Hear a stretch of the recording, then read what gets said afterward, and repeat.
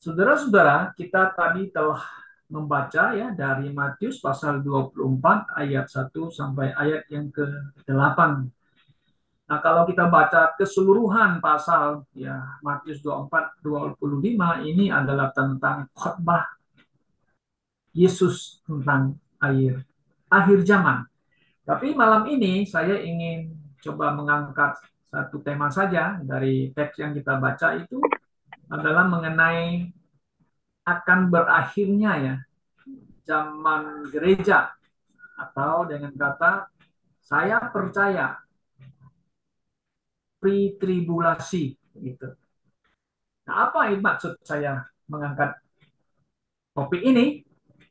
Nah, saudara-saudara, kalau kita perhatikan apa yang terjadi dalam pemberitaan Injil yang ditulis oleh Dr. Lukas di Kisah Para Rasul, ketika Roh Kudus turun ke atas murid-muridnya, mereka diberikan kuasa ya untuk menyampaikan Injil Kristus dan melakukan tanda-tanda mujizat.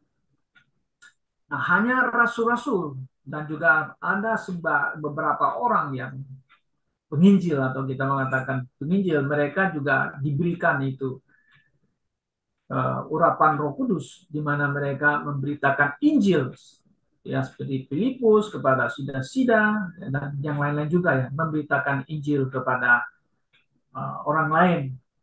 Nah, saudara, kalau kita simak perhatikan ya di dalam Kisah Para Rasul, bahwa orang Yahudilah yang Tuhan pakai khususnya pada rasul-rasul untuk memberitakan Injil Kristus. Atau tentu Injil Kristus itu adalah tentang Yesus Kristus yang baru-baru ya di Yerusalem pada masa rasul-rasul itu ya, yang telah disalibkan oleh Pilatus karena atas permintaan para imam-imam dan pemimpin-pemimpin Yahudi. Nah, Yesus itulah yang disampaikan oleh Petrus bahwa dia telah dihukum mati. Sebenarnya dia adalah sumber hidup. Dia adalah Mesias, dia adalah putra Allah yang telah disalibkan oleh orang Yahudi. Nah, karena itulah kita lihat Injil mulai berkembang, orang-orang percaya mulai bertambah di kota Yerusalem. Nah, pada waktu pelayanan para rasul itu, saudara-saudara, ya, begitu banyak orang Yahudi yang menjadi percaya kepada Tuhan Yesus, ya, lalu berkembanglah sampai ke Yudea, Samaria, bahkan sampai ke ujung bumi, ya, sampai ke luar daripada Yerusalem. Nah, apa yang sedang terjadi? Bahwa banyak orang yang menjadi percaya, bertambah, dan juga timbul penganiaya terhadap pengikut-pengikut Yesus. Yang menganiaya adalah orang Yahudi sendiri. Orang Yahudi, para pemimpin Yahudi, ya para Farisi, imam-imam, justru mereka yang menghalang-halangi, yang mengancam pengikut Yesus. Dan mereka juga mengancam para rasul-rasul supaya mereka tidak boleh memberitakan tentang Tuhan Yesus. Tetapi para rasul lebih mentaati Tuhan dan pimpinan Roh Kudus terus untuk memberitakan Injil Yesus Kristus. Nah, karena penganiayaan itu terjadi, maka jemaat orang percaya pun terpencar ya. Dari Yerusalem mereka tersebar sampai ke Samaria, mereka sampai ke Syria dan seterusnya, saudara-saudara. Nah, pada waktu para rasul-rasul ya mulai waktunya ya, umurnya sudah bertambah, penginjilan tuh begitu masif berkembang, penganiayaan pun terjadi, tapi mereka tidak kecewa dan mereka tidak putus asa. Malah mereka tetap teguh berdiri dalam kebenaran firman Tuhan. Nah, oleh sebab itulah Roh Kudus menghibur mereka, para pengikut, dan menguatkan hati mereka supaya mereka tetap teguh berdiri dalam iman mereka kepada Tuhan Yesus Kristus. Nah, saudara-saudara, kalau kita perhatikan apa yang ditulis, dicatat oleh para rasul-rasul, sebenarnya mereka juga merindukan ya akan kedatangan Tuhan Yesus yang kedua kali. Dan mereka juga pernah mendengarkan apa yang disampaikan Tuhan Yesus, bahwa mereka memang orang percaya itu akan mendapatkan penganiaya, ya, mendapatkan kesulitan atau kesusahan. Nah, kalau kita membaca di Yohanes 14 ayat 1 sampai 2, nah saudara bisa baca di sana, di Yohanes 14 sangat jelas. Yesus mengatakan, janganlah gelisah hatimu, percayalah kepada Allah, itu Bapa, percaya juga kepadaku, atau Yesus yang mereka lihat. Di rumah Bapakku banyak tempat tinggal, jika tidak demikian, tentu aku mengatakannya kepadamu, sebab aku pergi ke situ untuk menyediakan tempat bagimu. Maksudnya Yesus itu akan pergi ke sana. Sebelum pergi ke sana, dia harus selesaikan dulu kan misinya, tugasnya dari Bapa, yaitu mati, ya kan, mati sebagai korban untuk pengampunan dosa, ya, penghapus dosa. Nah, baru yang kita lihat lagi ada satu kata mengatakan ya, menyediakan tempat bagimu. Nah, ayat 3, dan apabila aku telah pergi ke situ dan telah menyediakan tempat bagimu, aku akan datang kembali. Nah, itu ada kata janji Tuhan kepada murid-muridnya, aku akan datang. Tentu ini juga aplikasinya kepada orang-orang percaya bahwa Yesus akan datang kembali yang kedua kali. Nah, saudara-saudara, pada waktu ya Yesus sebelum dia disalibkan, nah kalau kita kembali ke Matius pasal yang ke-24, lalu di sana Tuhan Yesus ya menjelaskan pertanyaan daripada murid-muridnya. Kalau saudara perhatikan di situ, lalu mereka, ayat yang kedua ya, ia berkata kepada mereka, kamu melihat semuanya ini? Aku berkata kepadamu, sesungguhnya tidak satu batu di situ akan dibiarkan terletak di atas batu yang lain, semuanya akan diruntuhkan. Yesus menunjukkan apa ini? Ini bait suci, bangunan yang paling indah ini ya, yang ada di Yerusalem, yang dibikin ya oleh dari zamannya Salomo, merusak, direnovasi, dibenahin, dibetul, kemudian kan dibangun kembali oleh Herodes kan, yang dibangunkan Herodes. Nah, kemudian ayat 3, ketika Yesus duduk di atas bukit dengan murid-muridnya kepadanya untuk bercakap-cakap sendiri dengan dia, kata mereka, katakanlah kepada kami, bila manakah itu akan terjadi dan apakah tanda kedatanganmu dan tanda kesudahan dunia. Nah, ini ada dua yang pertanyaannya. Tanda kedatanganmu, ya, sign, the sign of thy coming and of the end of the world. Itu ada dua pertanyaan ya. Nah, kita tidak akan membahas sangat mendalam masalah ini, tapi saya hanya ingin menekankan yang mengatakan tuh kedatangan Tuhan Yesus dan the end of the world. Nah, kedatangan Tuhan Yesus itu, saudara-saudara, kalau kita belajar tentang eskatologi, tentang akhir zaman, itu ya kita akan menemukan bahwa saat sekarang ya kita hidup di zaman gereja. Ya, di zaman gereja. Ya, yang dimulai dari kota Yerusalem sampai hari ini. Ya, kita ada di dalam zaman gereja. Nah, di dalam zaman gereja ini, saudara-saudara, di mana Paulus sendiri yang mengatakan pada kita di Efesus pasal 3 adalah zaman istilahnya the dispensation of the grace of God ya. Kalau tidak bahasa Inggrisnya ya. Nah, kita agak sedikit pakai King James Version ya. The dispensation of the grace of God. Indonesia terjemahannya tentang tugas penyelenggaraan kasih karunia Allah. Nah, oke, penyelenggaraan. Jadi saya lebih condong kita pakai yang dispensasi aja, di Indonesia kan. Dispensasi. Ya, apa yang dimaksudkan dispensasi itu adalah di mana Paulus yang diberikan oleh Tuhan Yesus, tugas pelayanan kepada dia di dalam dispensasi anugerah ini, yaitu di zaman gereja, di mana Paulus diberikan mandat kepada Yesus untuk memberitakan Injil. Nah, memberitakan Injil ya. Oke, kalau bahasa Inggris saudara bisa jelasin that the promise in the Christ by the gospel, Injil Kristus kita mengatakan. Oke. Nah, Injil tentang Yesus mengenai keselamatan.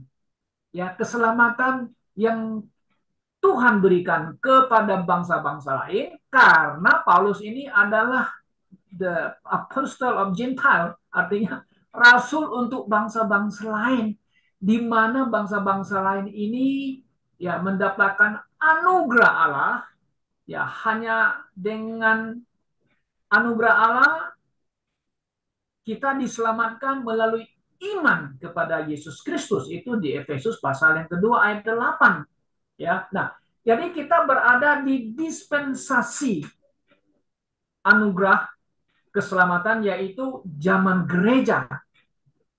Nah, dispensasi anugerah ini yang ada di zaman anugerah ini, di mana syaratnya bahwa orang diselamatkan hanya melalui iman saja kepada Tuhan Yesus Kristus tanpa melakukan hukum Taurat, atau istilahnya ditambah dengan perbuatan kebajikannya.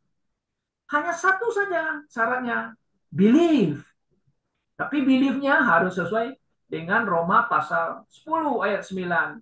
Percaya dengan hatimu, ya kan, dengan jelasnya ya. Harus percaya dengan hatimu ya. Sebab kita katakan, mengaku dengan mulut bahwa Yesus adalah Tuhan dan percaya dalam hatimu bahwa Allah telah membangkitkan Yesus yang mati itu di antara orang mati, maka kamu akan diselamatkan. Nah, ayat 10. Karena dengan hati orang percaya, dibenarkan.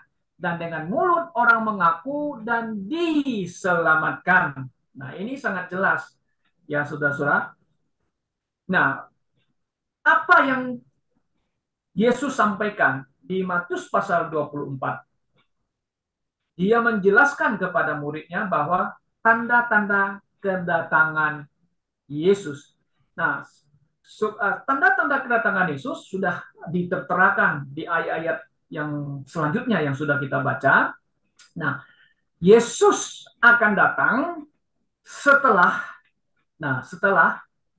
gerejanya harus diangkat terlebih dahulu. Nah, maka itu kita melakukan the end of the age of church age ya. Artinya akhir zaman gereja. Nah, ini harus terjadi dulu, saudara-saudara ya.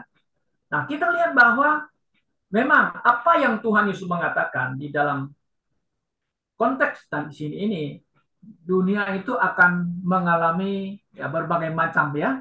Ada yang masalah perang, ada kesesatan dan sebagainya, ada gempa dan sebagainya, saudara ya. Nah, kalau kita lihat dari sejarah gereja dari awal abad pertama, perkembangan gereja bertumbuh berkembang, tapi terjadi juga penganiayaan yang hebat ya bagi orang Kristen ya. Sampai pada abad yang keempat, saudara ya, orang Kristen ditangkap, dipenjarakan, dibunuh, orang Kristen lari, bersembunyi, tapi mereka masih tetap teguh berdiri ke dalam firman Tuhan kan begitu ya.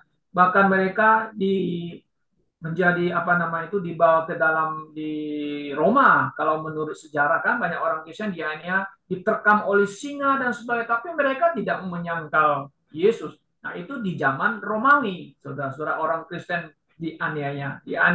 Dan sampai hari ini pun kita mengatakan ya bahwa ada sebagian orang Kristen juga mendapatkan penganiaya, ancaman oleh orang-orang yang anti-Kristen atau yang benci kepada Yesus Kristus. Nah, jadi kesusahan penderitaan ini ya memang terjadi bagi gereja Tuhan begitu ya. Nah,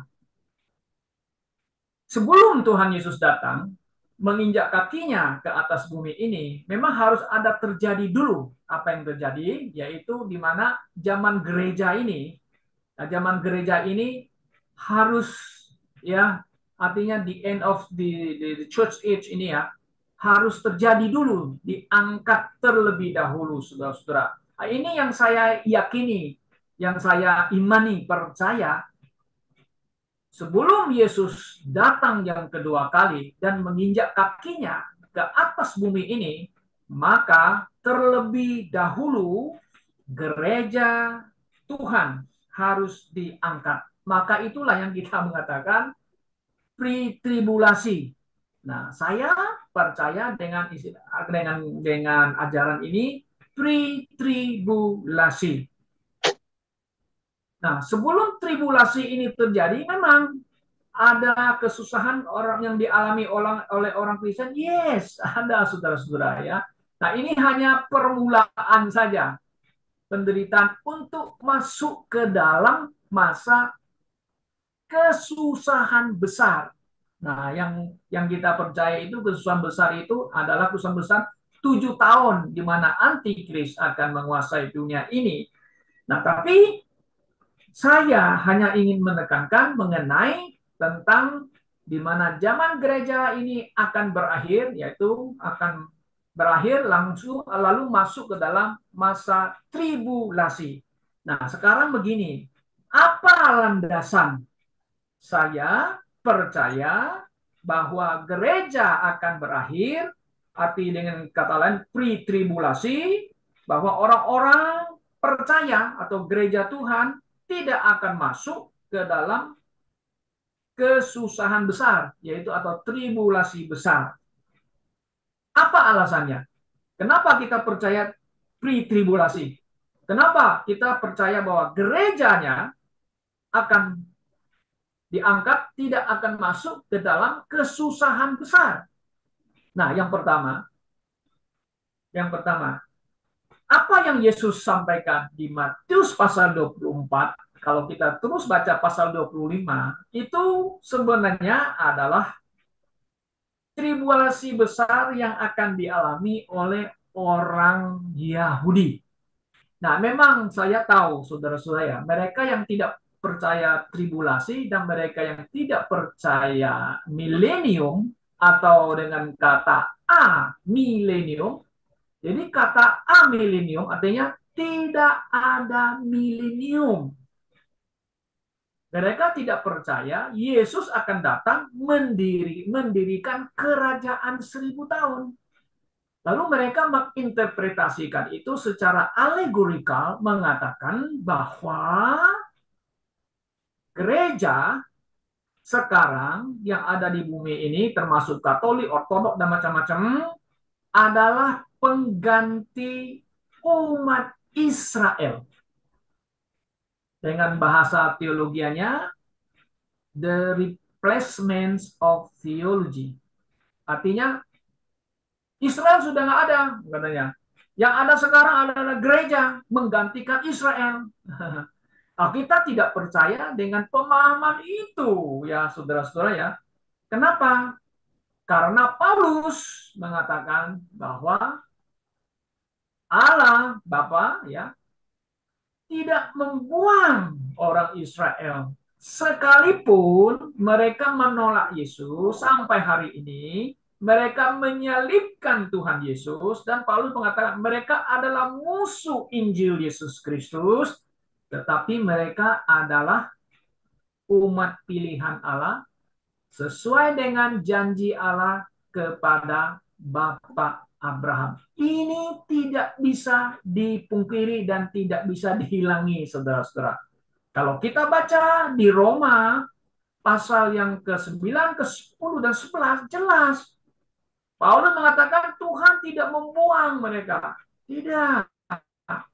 Mereka itu ibarat cabang dari pohon zaitun, di pasal yang 11, itu telah dipotong, dikerat ya, lalu mengambil cabang zaitun yang liar, dicangkokkan ke dalam pohon zaitun yang sejati, yaitulah bangsa-bangsa lain yang masuk ke dalam the dispensation of grace of God.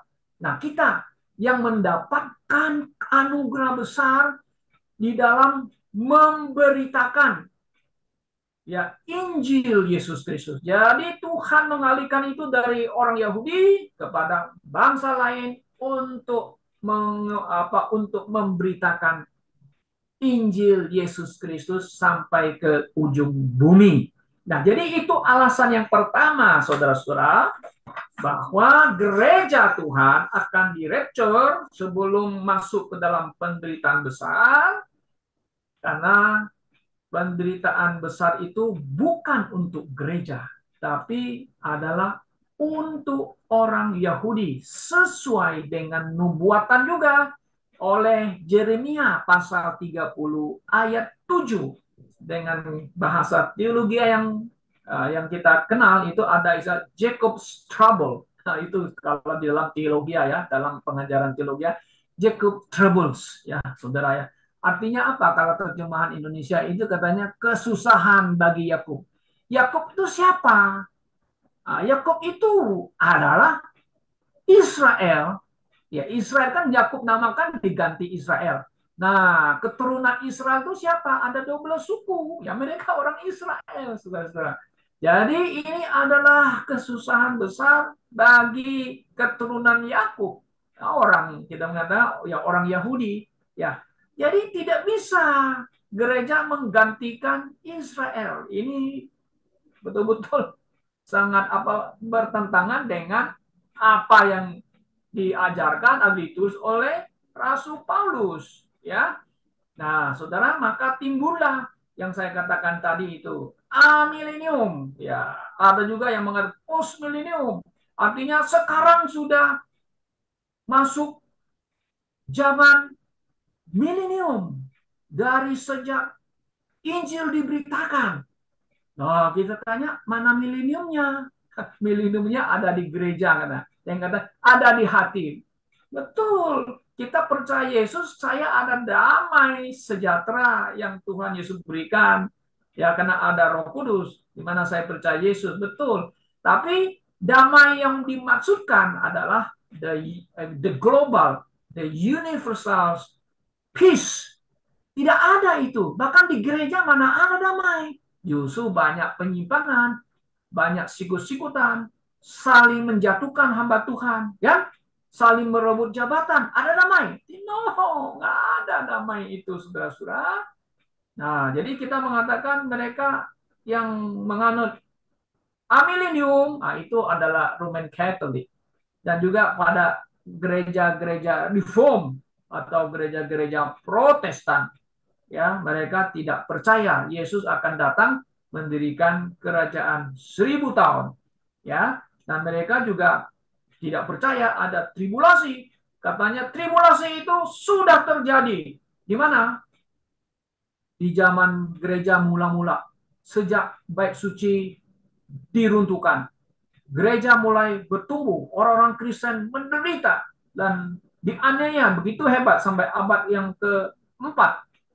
Itu mereka masukkan sudah terjadi. Nah, kita bilang no, is the future, adalah mengenai nubuatan kesukaan itu the future, kita mengatakan yang akan datang.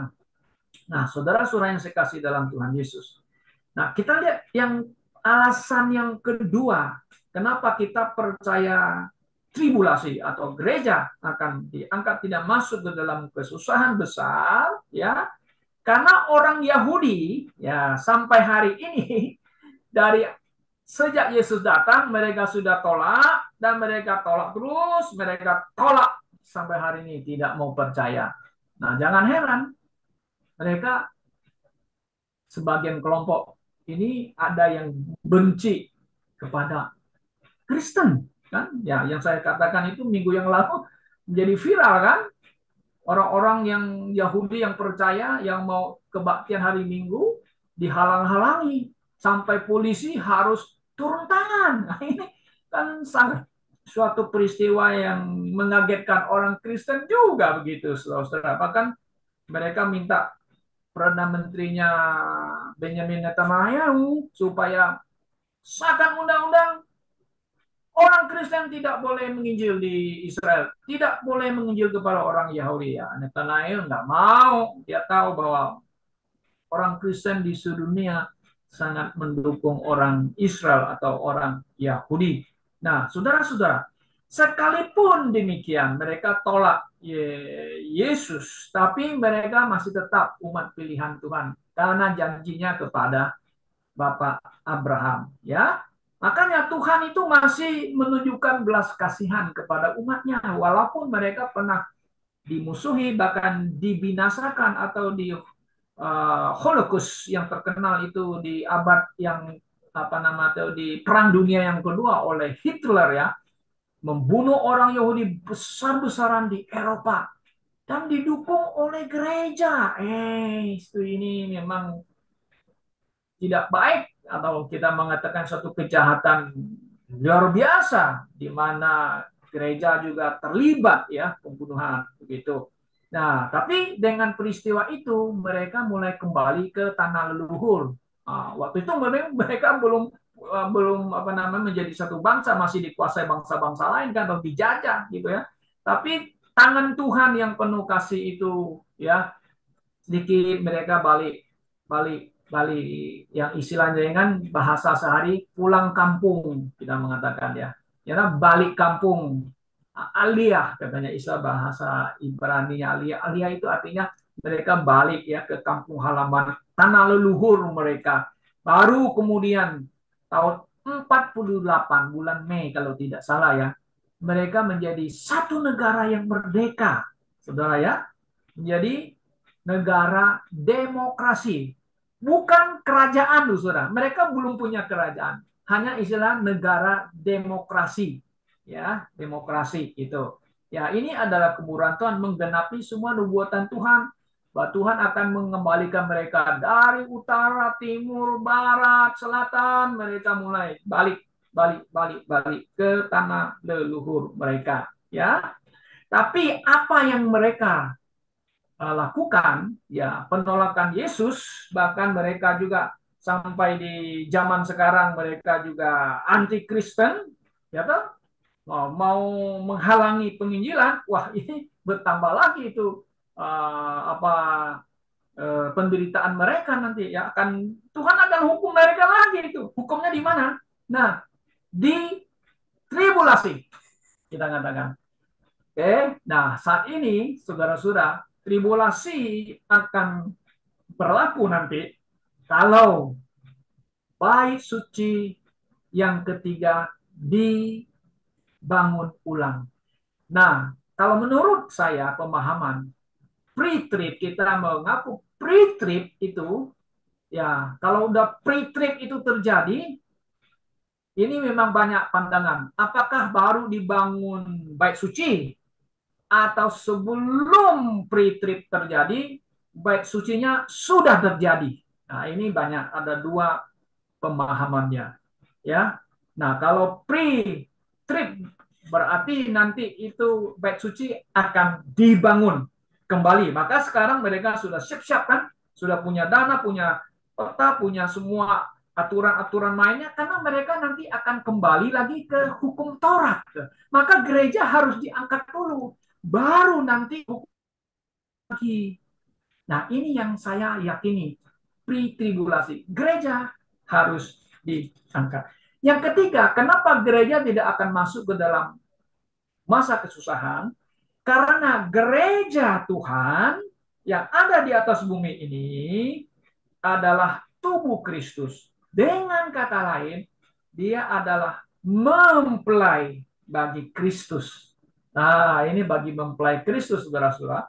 Nah, saudaraku yang saya kasih dalam Tuhan Yesus, tidaklah mungkin, ya, mempelai Kristus itu harus mengalami kesusahan besar lagi baru diselamatkan atau Yesus baru angkat dia. Kenapa? Secara logika berpikir, ya, pemahaman kita akan kebenaran dari peristiwa-peristiwa sejarah. Karena gereja Kristus dari abad pertama sudah banyak menderita, saudara. Sudah istilah kalau bahasa sehari, sudah babak belur dia. Masak dia harus babak belur sampai akhir baru dia Tuhan Yesus selamatkan dia. Oh no, kalau bagi saya tidak. Justru dia sudah banyak babak belur sampai satu hari, ya, gereja Tuhan, waktunya sudah tiba, ya masa bangsa lain sudah penuh, maka gereja akan diangkat, akan direpture. Maka kita tidak akan mengalami penderitaan besar. Karena apa? Kalau kita baca di 1 Tesalonika sangat jelas tidak akan masuk ke dalam istilahnya kesusahan besar itu disebut dengan bahasa wrath atau murka ya. 1 Tesalonika 1:10. Mari kita lihat. Ini landasannya. Landasan kenapa kita percaya pre-trib tidak akan masuk ke dalam kesusahan besar itu 1 Tesalonika pasal 1 ayat 10. Ya, coba kita baca ya. 1 Tesalonika, bisa dengar suara saya? Oke, mari kita lihat di 1 Tesalonika supaya saudara bisa lebih memahami ayat ini. Kita bisa memahami ini 1 Tesalonika pasal 1 ayat yang ke-10. Coba kita baca bersama-sama. Dan untuk menantikan kedatangan anaknya, ya Yesus ya, yang telah dibangkitkannya dari antara orang mati, yaitu Yesus yang menyelamatkan kita dari apa? Murka yang akan datang. Nah, the wrath ya, wrath itu to come itu murka Allah. Kemudian kita lihat lagi 1 Tesalonika 59. 1 Tesalonika 59 di sini mengatakan for God had ya, karena Allah tidak menetapkan kita. Nah, kita itu siapa? Orang percaya untuk tidak apa? Coba kita bahas. Karena Allah tidak menetapkan kita untuk ditimpa murka, tetapi untuk beroleh keselamatan oleh Yesus Kristus Tuhan kita. Puji Tuhan. Jadi gereja tidak akan masuk ke dalam kesusahan besar, itu yang disebut dengan murka. Murka Allah yang hebat. Yang ditulis di Wahyu pasal 6 sampai 9. Nah, banyak para sarjana teologi tidak percaya itu penderitaan itu untuk orang Yahudi, katanya sudah berlaku kepada gerejanya di bumi ini. Oh, kita bilang no. Kita mengatakan itu adalah akan ditimpakan kepada bangsa Yahudi dan juga bangsa-bangsa lain yang menolak kebenaran, yang tidak taat kebenaran Allah. Mereka akan dihukum ya oleh Tuhan. Nah, jadi kesimpulannya saudara-saudara, bahwa ajaran pre-trib adalah ajaran kebenaran firman Tuhan yang saya imani. Karena para rasul pun meyakini itu. Maka itu mereka menulis kepada jemaat seperti yang tertulis di 1 Tesalonika 4. Saya tidak mau kamu tahu, saya mau kamu tahu kepada orang-orang Kristen supaya kamu jangan bersusah hati atau berduka cita kepada mereka yang meninggal dalam Tuhan. Itu di 1 Tesalonika 4 ya, ada di sana ditulis ya. Dia mengatakan di ayat yang ke aku tidak mau kamu tidak tahu katanya ya. Nah, ayat yang ke-13. Selanjutnya, kami tidak mau saudara-saudara bahwa kamu tidak mengetahui tentang mereka yang meninggal supaya kamu jangan berduka cita seperti orang-orang lain yang tidak mempunyai pengharapan. Nah, ini karena jikalau kita percaya bahwa Yesus telah mati dan telah bangkit, maka kita percaya juga bahwa mereka yang telah meninggal dalam Yesus akan dikumpulkan Allah bersama-sama dengan Yesus ya.